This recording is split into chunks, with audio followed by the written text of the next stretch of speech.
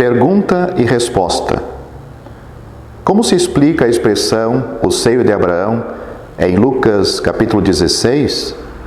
Porque o rico dirigiu-se ao pai Abraão e não a Deus? Esse trecho ensina que após a morte os salvos podem ver os perdidos e vice-versa? Cristo refere-se a um fato ou conta uma parábola? A expressão seio de Abraão é uma expressão figurativa que qualquer judeu entende perfeitamente. Se notarmos mais algumas citações no Novo Testamento, veremos com mais clareza o que ela significa. Em João capítulo 1, versículo 18, lemos do Deus unigênito que está no seio do Pai.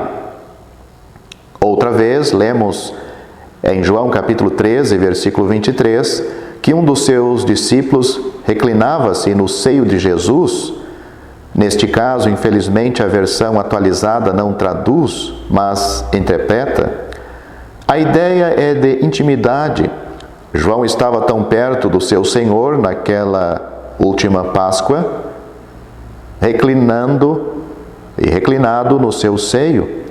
O nosso Senhor existiu sempre tão perto do Pai, que mesmo estando aqui na terra, podia dizer que estava no seio do Pai. E assim em Lucas capítulo 16, quando lemos que Lázaro foi para o seio de Abraão, quer dizer que ele foi recebido com honra e carinho no reino dos céus. Qualquer judeu entenderia isto naturalmente, e não podemos ignorar o fundo judaico deste trecho. O Senhor estava entre os judeus, falando com os judeus, e era natural que se expressasse de uma maneira compreensível a eles. Este fundo judaico também explica por que o rico dirigiu-se a Abraão. Os judeus confiavam na sua posição de filhos de Abraão, achavam que por serem descendentes de Abraão, a sua bênção era garantida. Mas, através do caso do rico e do Lázaro, o Senhor queria que eles compreendessem que filhos de Abraão também se perdem. Quanto à possibilidade de os salvos verem os perdidos na eternidade e vice-versa, devemos observar, em primeiro lugar, que em Lucas capítulo 16 não revela o estado eterno. Mostra-nos a sorte de dois homens, um salvo e o outro perdido, no estado intermediário, isto é, no seu estado entre a morte e a ressurreição. O rico estava no inferno, sofrendo, aguardando o dia quando será chamado para comparecer perante o grande trono branco e de onde será lançado no lago de fogo, conforme Apocalipse capítulo 20, versículos 11 a 15. Naquele lago, ele permanecerá eternamente sofrendo as consequências do seu pecado, mas no inferno ele viu a Abraão e a Lázaro. Não só viu, mas conversou com Abraão. Quanto ao estado eterno, creio que não será muito diferente. Em Lucas capítulo 13, versículo 28, nos mostra que muitos hão de chorar e lastimar, vendo outros no reino de Deus, enquanto eles mesmos estarão lançados fora. Mas isto não quer dizer que seremos eternamente infelizes, vendo o sofrimento dos perdidos. Deus não estará infeliz e Ele saberá tudo e tudo verá, e nós ficaremos perfeitamente transformados, seremos totalmente conformados à imagem e à mente do Senhor, sentiremos como Ele sente, pensaremos como Ele pensa, e nem mesmo o conhecimento do sofrimento dos perdidos nos causará tristeza.